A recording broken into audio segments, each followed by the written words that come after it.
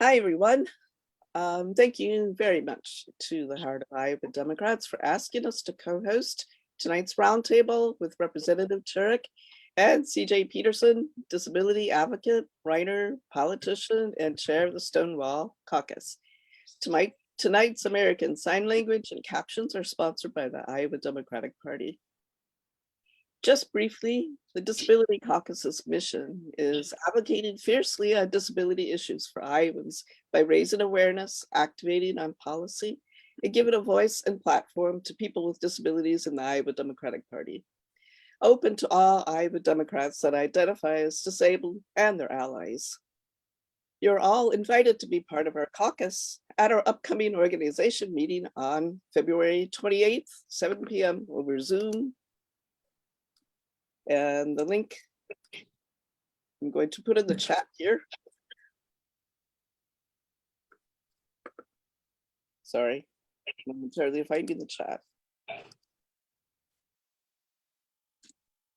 Okay. We will be electing a new chair, vice chair, provisional SCC member, and all of these positions are open to nominations, either self-nominating or being nominated. Be sure to sign up in the chat, and if you have questions about leadership, feel free to contact me directly. I'll throw my email address in the chat here. Okay. Thanks, I'll stop sharing.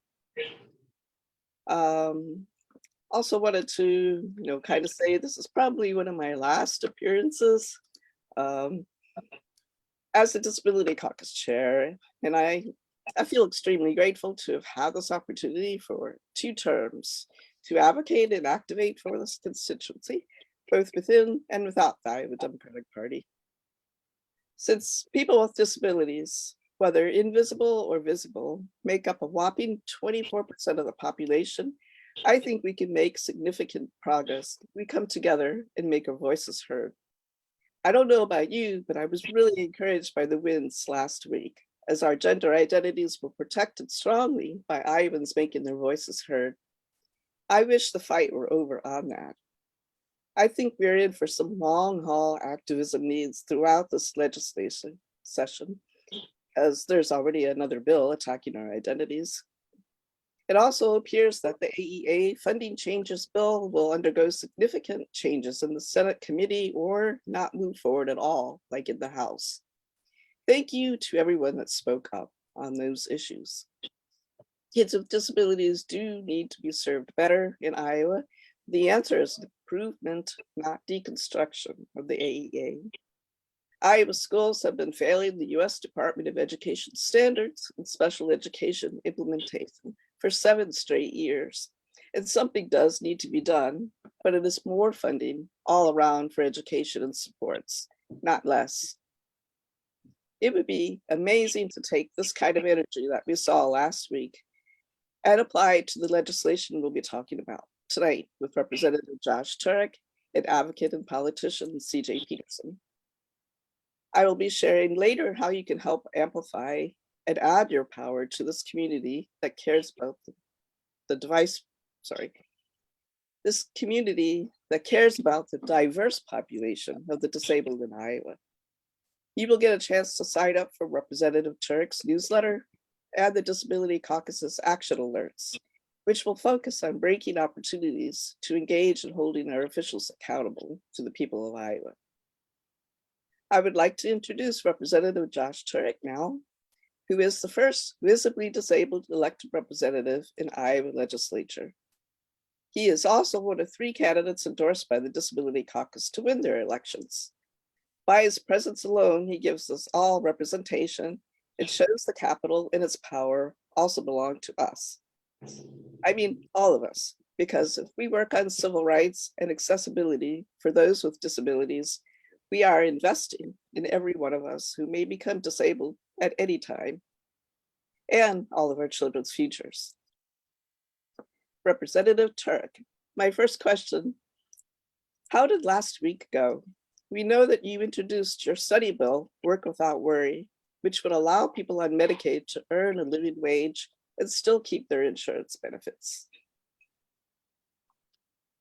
Yeah, last week was I think the my best, most fulfilled week that I've ever had in my brief time of being a legislator. We had a few wins. One was specific on the AEAs, and that the House side that we're going to take a step back and delay that, which is fantastic, particularly for children with special needs and disabilities. On our side of things, we ended up having an accessibility for public lands and trails bills that ended up making it through subcommittee and committee, which will improve accessibility in our state parks and state lands, which was fantastic. And yeah, my two bills both ended up going through subcommittee, the Work Without Worry bill, and also the Right to Repair. And thankfully, the Work Without Worry bill as well has a companion bill in the Senate, and I'm feeling very good about these.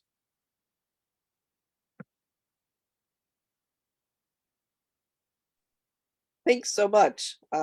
So you said that the next step would be making some changes to that AEA bill, like putting some different amendments in. Is that correct?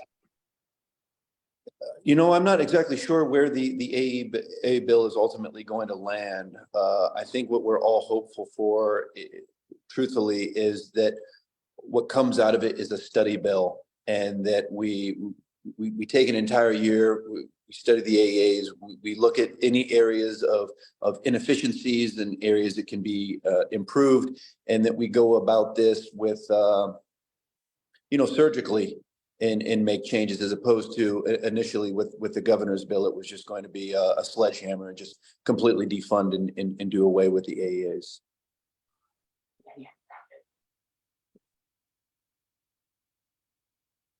CJ, did you have anything you wanted to add to that? I've thought about this a lot, and one of the best advocates for me when I was a young child growing up, of course, I am hard of hearing, and grew up in a family with a brother who was deaf and grandparents who are deaf, and who attended Iowa School for the Deaf. And there's a representative named Brent Segrist who is a staunch advocate for people in my community, and was always there to advocate on behalf of Iowans in the deaf community. And I think that his presence in the Capitol, we can't go understated, right? And the fact that he and Representative Turek have a great working relationship, I think, goes a long way toward improving just the eventual outcomes for people with disabilities in Iowa. So I'm an AEA kid. I had my first hearing tests were paid for by the AEA. They brought in someone. I had speech pathology. I had, emotional support. There were just so many things that my single mother would not have been able to do for me, that was helped along by the AEA. And so I truly appreciate it. And the IEPs that I received enabled me to be, a much better student later on in life. And so instead of just dismissing me as someone who, a kid who had emotional problems, they decided, hey, we should give him a hearing test and find out why he's not understanding what's going on. And it turns out that I needed hearing aids, right? And so I truly appreciate the AEAs, and I'm really glad to see that, some kind of solution may be worked out on this. That, of course, there's always room for improvement, but much better. It's a lot easier to fix something rather than completely break it up with a sledgehammer, as Representative Turek says. I think we should thank him as well for his work on the Hill.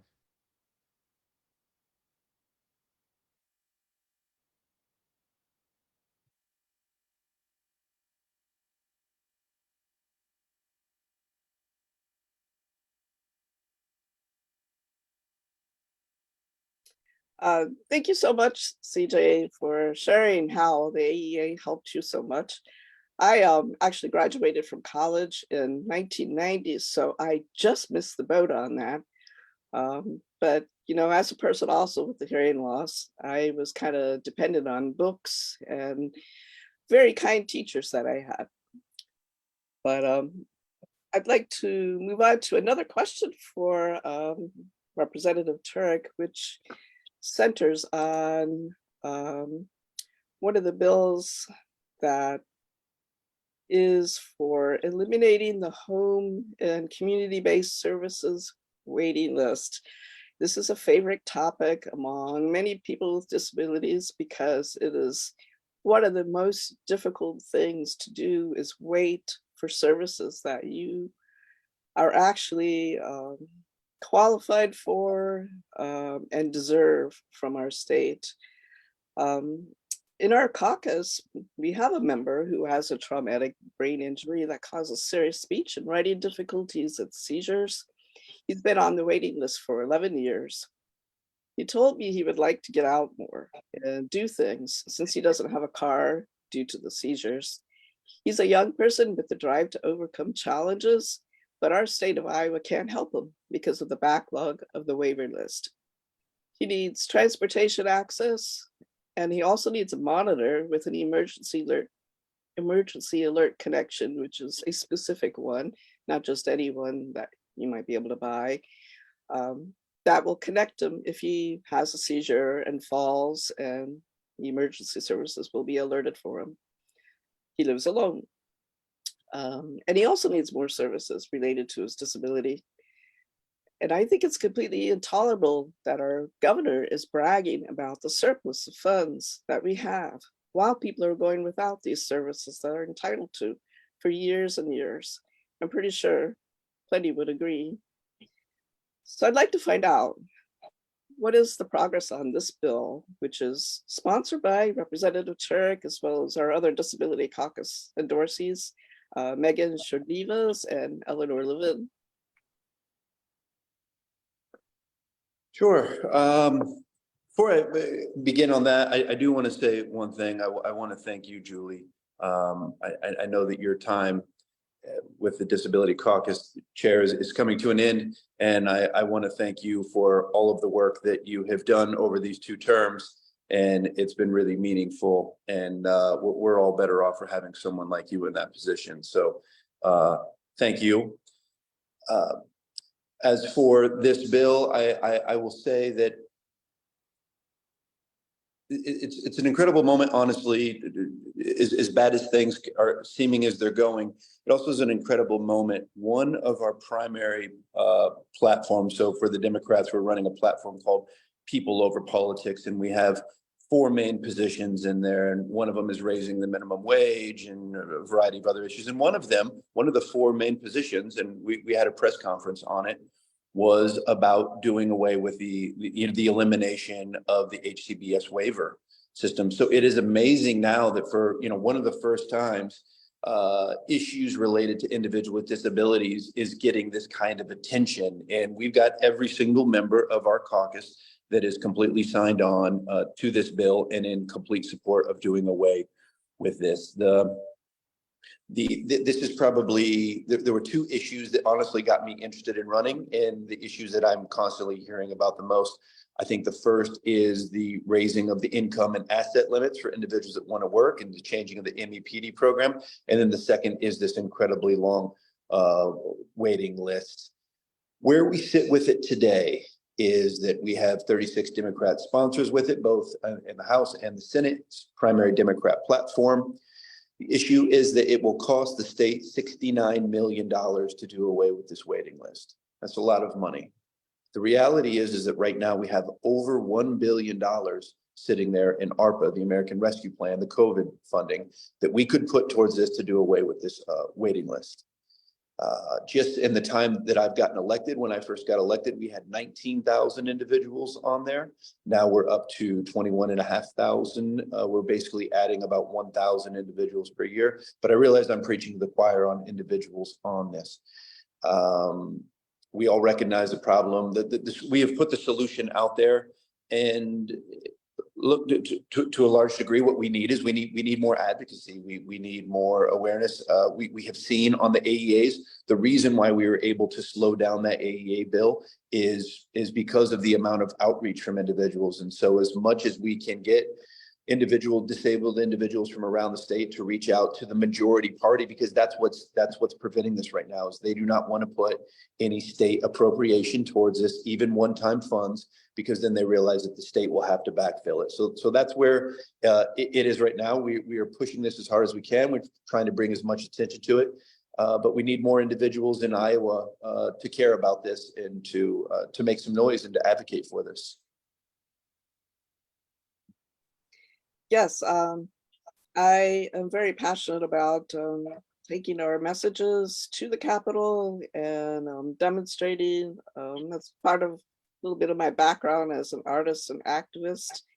Been able to do a couple workshops now about protest poster making, and so I actually think I'm going to be, if not chair or vice chair anymore, I think I will be involved in making these action alerts happen and trying to do as much activating as possible and invite all of you to take part in that, make our presence even bigger, make our group even bigger. I see in the chat here, we have a question from my colleague, Sarah Young Bear Brown, who's a deaf activist and also chair of the Native American Caucus. So I would like you to give her camera a view now, if you can, Kathy.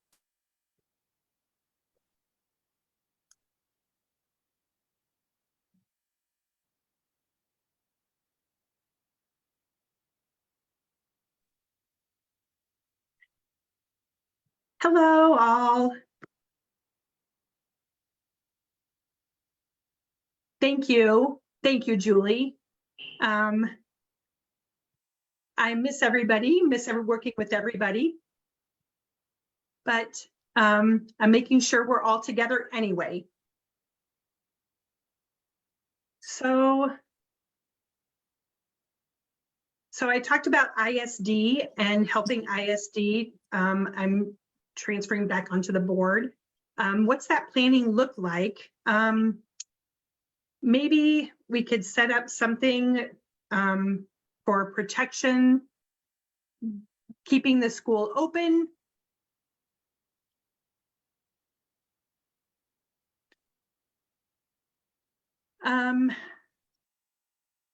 I've been thinking a lot about that to protect the deaf school, you know, and continuing on the future of that school. Another thing I was thinking about, I found out that DSCI, Deaf Commission Services of Iowa, has going to completely shut down in July. How did that happen? Where will deaf people go? You know, how will they get advice? How will they get help? I don't know exactly when that's going to happen, but anyway, thank you.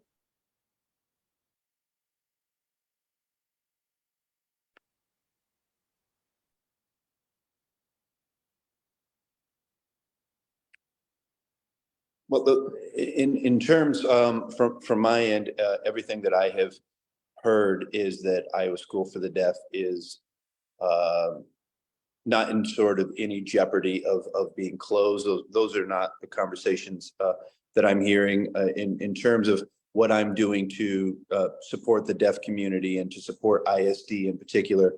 Is I have a bill in place right now that would move Iowa School for the Deaf back under the Board of Regents, which I think is really, really meaningful and would be good.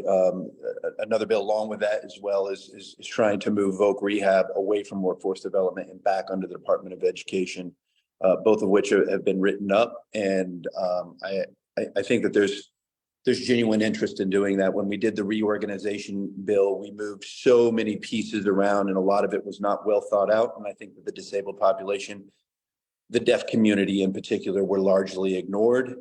And so now we've got to go back and to try to pick up these pieces and to try to repair some of this damage. Thank you, Representative Turek.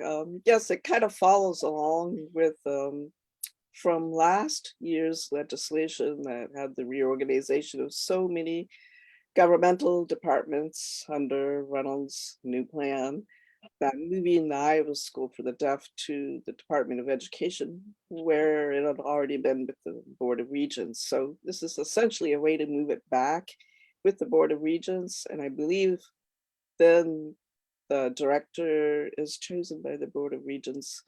And, things get back under the ability for the deaf community to have the leaders they want rather than the leaders that are imposed on them. So I would like to move on to another topic. I did a little bit of a deep dive into some of the legislation this afternoon, and I noticed that there was a Medicaid, proposed changes in Medicaid.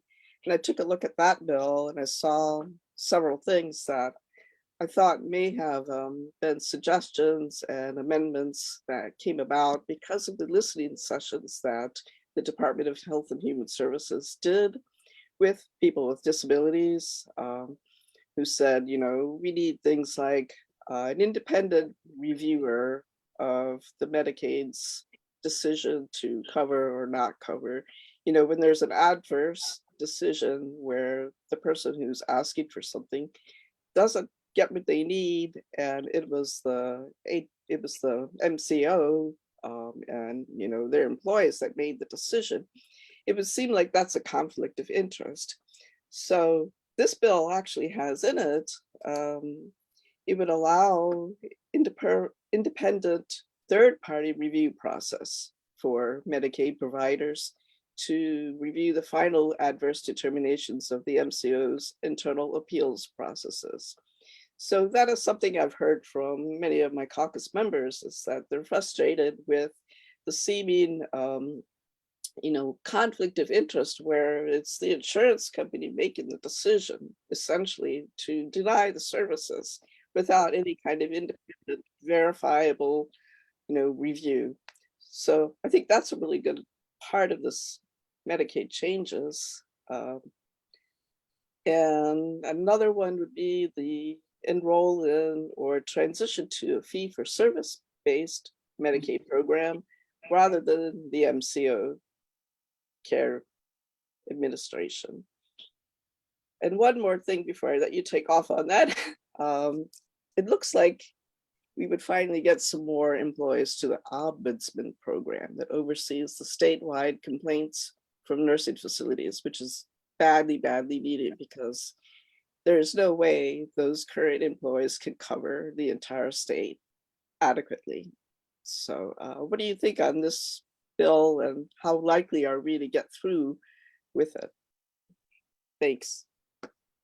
I don't, in truth, I don't know how likely we are of seeing this bill make it. I learned actually firsthand today. I've ran straight smack into the power of the MCOs of the Iowa Capitol, more powerful than what I realized.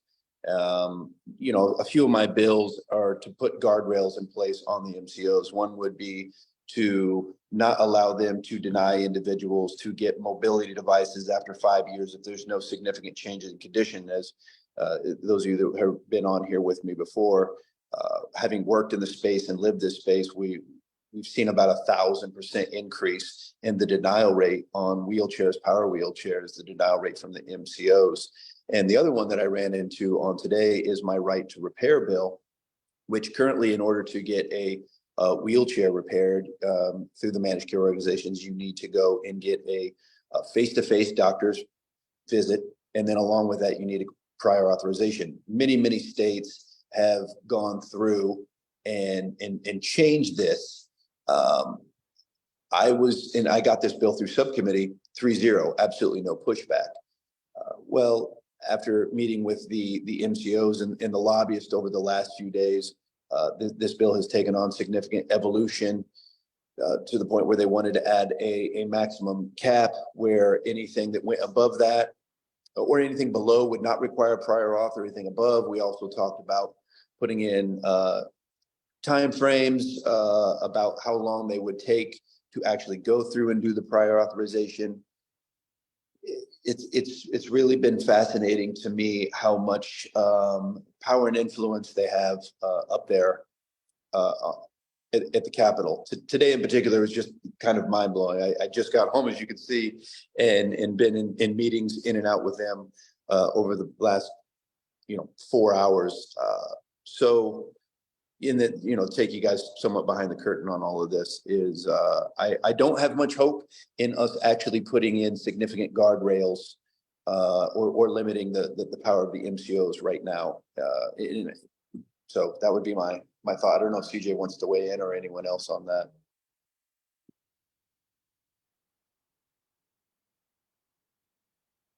I think the power of the MCOs, when I ran for the state senate in 2020, I used to call them mismanaged care organizations because we're not really managing care, we're mismanaging it, and it's really we're turning over what is the obligation of our state to ensure that people who are disabled or low income have access to health care. But when we have these private companies, their job really is to, they get paid the same flat rate from the state to manage X number of cases per year. And so if it actually helps them have a better bottom line and keep more of the profits if they can deny as many of those as possible, because then everything above and beyond the care that they actually provide, they still get to keep under the contract with the state.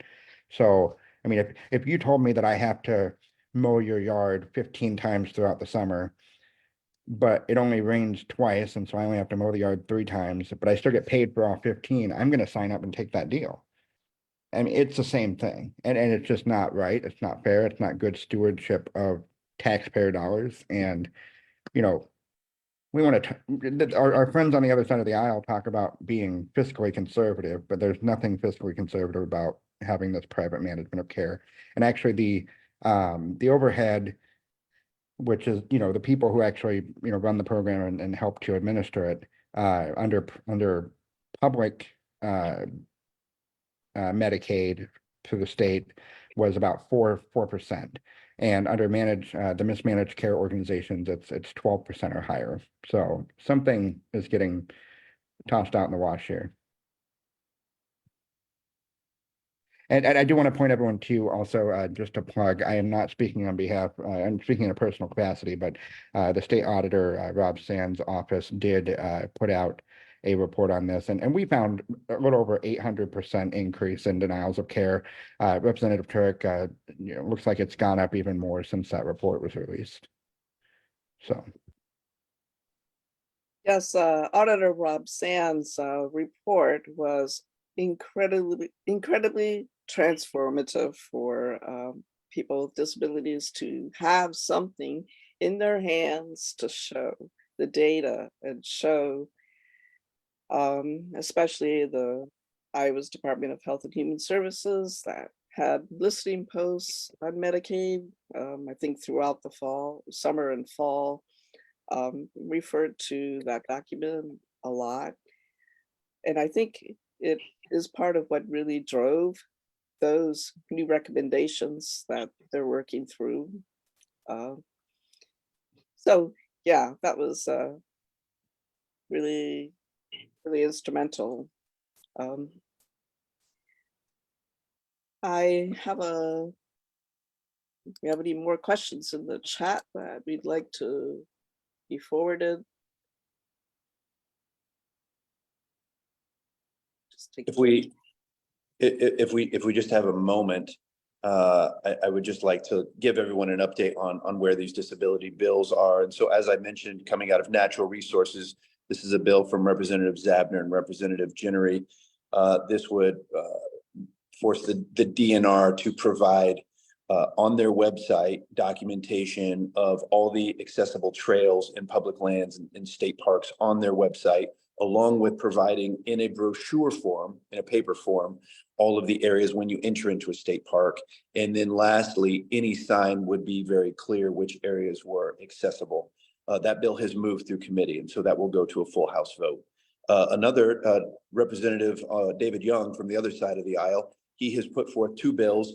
One would be to provide a study for voting access for the blind, and another would be to have prescription drug labels for the blind. 2 very good bills. As I had mentioned, my 2 bills that have gone through subcommittee, both are ready for full committee vote and consideration in HHS in the House. That is the Work Without Worry bill. That is to change the MEPD program to going from an asset limit of $12,000 and $13,000 if you're married to no asset limit. And you would be able to, own a home and a vehicle, something that's really, really meaningful to move the needle on disability employment numbers in the state, which through my research in this have found that we are 47th out of 50 in terms of disability employment numbers for over average median income. And then the second, as I mentioned, was the right to repair, which is to do away with on any sort of mobility device, the need for a visit to the doctor and also for the need for a prior authorization. Individual would just be able to go directly to the provider and get a wheelchair repair. The sad truth is that individuals are being delayed weeks or months at a time. And in this time when they're having ill-fitting equipment or no transportation, no ease of mobility without their wheelchair, there oftentimes you have other issues that come around like urinary tract infections, pressure sores that ultimately can lead to hospitalizations. Cost the state money, it's just bureaucratic red tape and not necessary. Two other bills that I have been promised that I will get subcommittees on is what I had mentioned before, which is putting in guardrails in place on the managed care organizations that if you've already been provided any form of a device or mobility device, adaptive equipment is the way that we've written the bill, is after the 5-year period of time or whatever the eligibility standard is, if you've had no significant change in condition, they would not be able to deny you. And the last would be to change on the intellectual disability waiver. Right now, just to qualify for that waiver is about a 14-month wait, along with the 6-year wait to have it. We would be changing who would be able to qualify individuals, and we would also change the standard so that anyone that was above a mild case, so we're talking about moderate or severe, that we would no longer have to go through and get requalified every 3 years, which is currently the standard. So those are the majority of the disability bills that have an actual chance of actually making it into the law and seeing light. The last time I was here, I went through my full list of bills. But being in the minority party, unfortunately, a lot of those bills will never move to subcommittee or committee or ever see a full up or down vote in the House or Senate. One thing that I notice when these bills come up, and I just want to remind any folks on this call who may not have been involved in disability advocacy before, there's a tendency, I see it on social media all the time, where people say, oh, it's so inspiring to watch people with disabilities advocate for themselves, and like it to me it's not it's just literally a survival mode, and to me it's not something that it's just something that should not even be necessary, right? We shouldn't have to. It's unfortunate and it's very frustrating that we have to do this at all, and so and thank goodness people are willing to use their voice and to go to the Capitol and do engage in the advocacy. But it's not inspirational to watch someone struggle with a wheelchair that doesn't work for them, right? Like it is just an indictment of our priorities. So just always be sure to make that point when you're speaking with your representatives. We didn't ask to be an inspiration to other people. We just want to have the same shot. We talk about everybody pulling yourself up by your own bootstraps, but that doesn't always work if you don't have boots, right? So not to mention that it's extremely exhausting to have to self-advocate constantly, and the more allies we have that are willing to speak up for any of their disabled friends or relatives or the people that they do not know, the more power we will have as a society to help those that need the help. And so if most of someone's energy is being on self-advocation, that's like a large chunk probably of disabled people's energy spent on that, where if everyone shared the load a little bit better, who knows what you'd be able to spend that energy on, other pursuits rather than the constant need to advocate for oneself. So when we try to say, yes, we need our allies to show up at the Capitol, that's exactly what we need. We need people to show up for us and spread that work around, and also recognize, because we'd like to say that being abled is a temporary state of being, because people with disabilities never think that they're going to become disabled if it happens due to an accident or, something changes dramatically. And then we also have long COVID, which is increasing the number of people with disabilities right now. And that's a big concern, because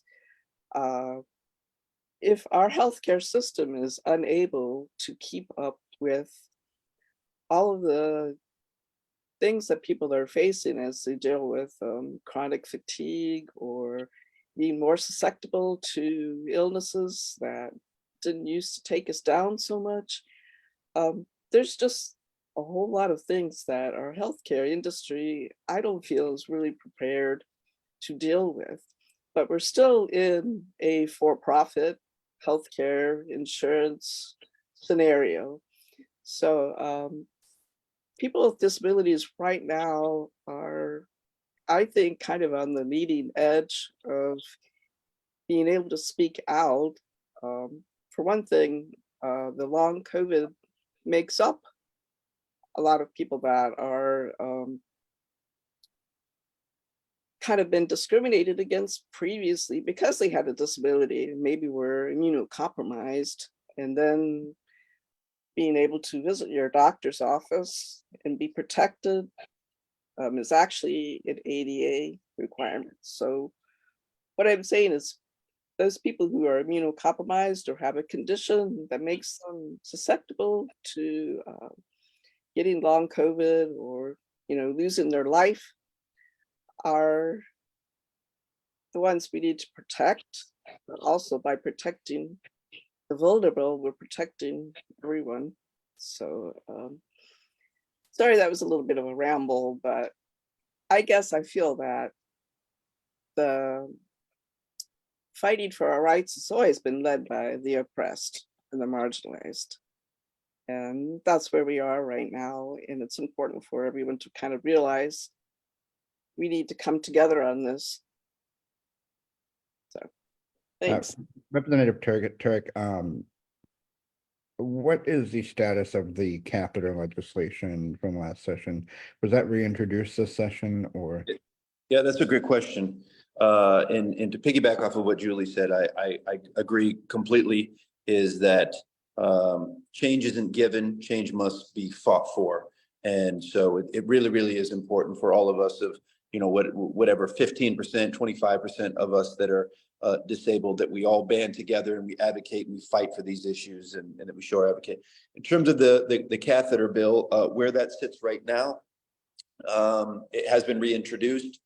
I am not going to get a subcommittee on it. However, there has been some level of progress on that. One was I went up onto Capitol Hill, DC, because truthfully, this is something that needs to be addressed more at a federal level than at a state level. But within that, a couple things that have happened. One is that the single largest provider of the catheters containing DEHP, which that is the chemical that's ultimately the cancerous carcinogen in these catheters, is a company called Coloplast making a product called Self-Cath. 50 million of these catheters. They have thankfully self-regulated. So now we have 5 of the 7 major providers that have self-regulated and done the right thing, the moral thing, and taken the DEHP out of there.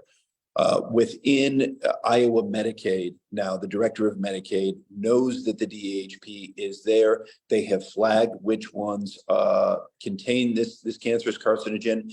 They are now telling me that they are letting every individual know if they are receiving the catheters from Iowa Medicaid, and letting them know that there's an alternative available. And so although we're not getting anything done legislatively done in the state of Iowa, the hope is that ultimately we'll be able to get this done at a federal level, and at the very least One, we've got 50 million less catheters now out there due to our advocacy and awareness on this issue.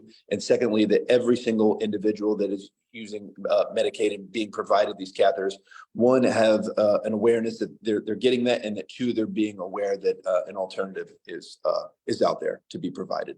So positive things. Not all change has to happen legislatively, in truth, and now being up here and experiencing it firsthand. Change at the legislative level is ultimately some of the most inefficient and sometimes even ineffective.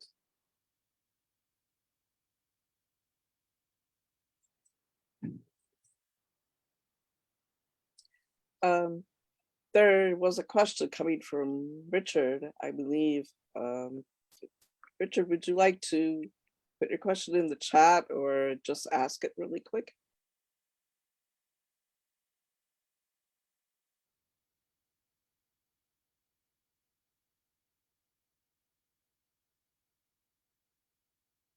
Richard, can you unmute?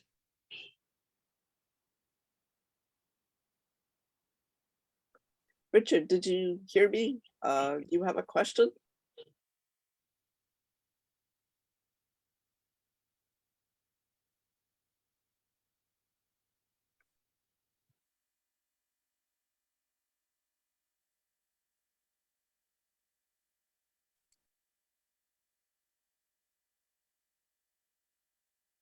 I'm not sure we're going to hear from him.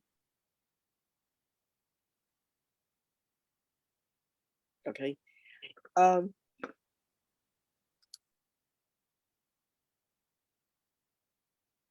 have just a little bit for starting our wrap up. I wanted to share some images that I'm actually going to share at the end of my wrap up so that our interpreter stays on screen rather than me doing my screen share. I just want to thank you, Representative Turek, for doing a deep dive into the disability legislation that you introduced or sponsored. And thank you, CJ Petersen, for your spot on comments and insights. I'm going to throw some things in the chat right now, which the first one is the link to sign up for Representative Turek's newsletter to let you know what he's up to and what you can activate on. That link is in the chat now. And you can also sign up for the Disability Caucus's action alerts. As I mentioned before, even though I won't be in leadership anymore with the caucus, I plan on trying to use my social media skills and communication skills to keep doing these action alerts for this legislative session. So I'm going to throw my email address in the chat there if you'd like to sign up for these. And what that will be is like maybe a petition to sign or request to contact your legislator about a bill, and maybe a handy letter to personalize and send, or maybe we can do an event like a day on the Hill or a protest. And please don't hesitate to reach out to me with your ideas and actions. I'll do my best to help. I'd like to leave you with an important story and a few visuals at the end. As some of you might know, I am passionate about combining my art and activism and helping others find their voices and amplifying them. Seeing the crowds of citizens filling up the Capitol with signs always inspires me and makes me think of the potential for effective protest art and demonstrations. I was able to do 2 workshops recently by taking my portable press to first Progress Palooza and then second Progress Iowa. And that is kind of one way of just being able to talk to people about what their message is and how they could be most effective. They used a lot of examples of previous, decades of protest posters for that. And I'd like to share a little bit more about demonstrations right now. It's a little bit of disability rights history. And you may have heard of the Capitol Crawl. In 1990, the ADA, the Americans with Disabilities Act, was passed, which recognized that access to education is a civil right for people with disabilities, access to employment opportunities, access to public buildings, businesses, transit, access to the right to vote by putting in accommodations. And we in Iowa are proud that Senator Tom Harkin wrote and co-sponsored this bill. But it wasn't easy to pass this legislation to ensure our civil rights. In spring 1990, it was stalled in the House Committee on Public Works and Transportation. Our lawmakers were blocking it. On March 12, 1990, disabled activists from ADAPT, or Americans Disabled for Accessible Public Transit, traveled to Washington, D.C. to protest. They performed a direct action. They gathered at the bottom of the Capitol steps and threw themselves out of their wheelchairs or tossed their canes aside and began to climb. They crawled and dragged themselves up the steps on their own power or with help from allies to show people their struggle for access in a concrete, provocative way.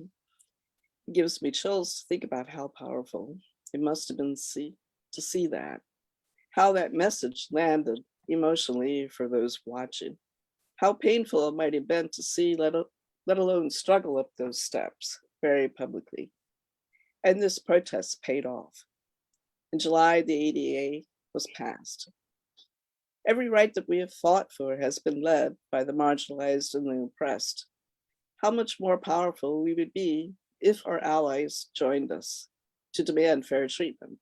We recognized value for everyone of advocating for disability legislation in Iowa. And I'm going to share with my screen right now some of the pictures from that Capitol crawl.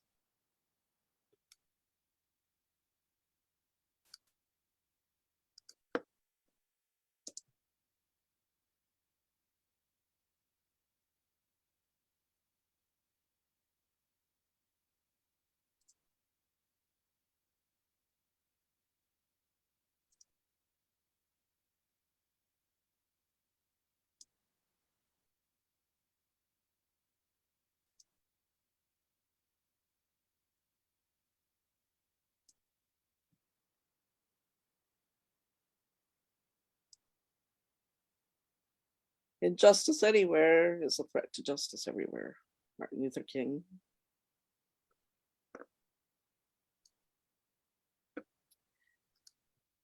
Well, I hope you will join with us and add your voices to our action alerts. And